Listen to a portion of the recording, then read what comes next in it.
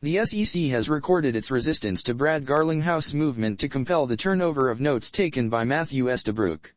Welcome viewers to my channel. Please subscribe, like my video and turn on notifications so you don't miss our next updates. The Estabrook notes refer to a 2018 gathering between ex-SEC Commissioner Elad Roisman and Ripple CEO Brad Garlinghouse. The offended party has presented the notes to Judge Netburn for in-camera review, however goes against their production to the litigants because the notes are the same as SEC notes this court has already held are protected by the DPP. According to the SEC, the notes ought to remain protected by DPP because Mr. Estabrook took the notes because he accepted they could relate to future commission decisions. Exactly the same thing occurred in a previous Hester Peirce meeting and it was considered privileged by the court. Such notes are pre-decisional and deliberative, and piercing the SEC's privilege is unwarranted because Garlinghouse's need for the notes is significantly reduced, given his presence at the meeting, the SEC argued. Ripple requested the Estabrook notes earlier this month and argued these were not protected by DPP.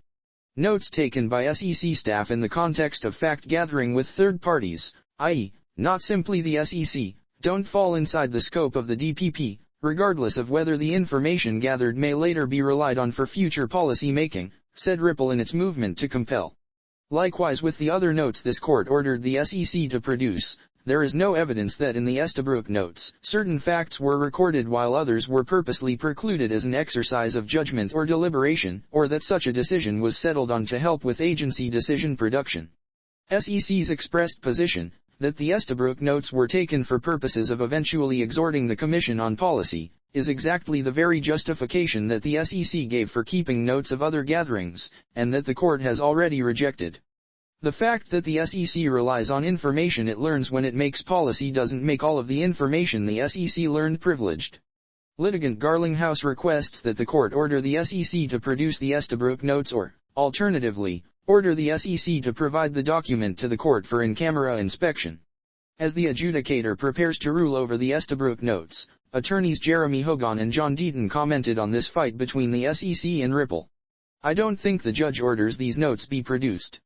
The SEC works really hard of spreading out its argument in the first part, and I think the second and third arguments are particularly compelling. On the off chance that the SEC successes this movement, remember, it's a little fight in this suit, said Mr. Hogan. Jeremy is right on track to the surprise of no one. Because Brad Garlinghouse was at this gathering, he knows about information exchanged and discussed.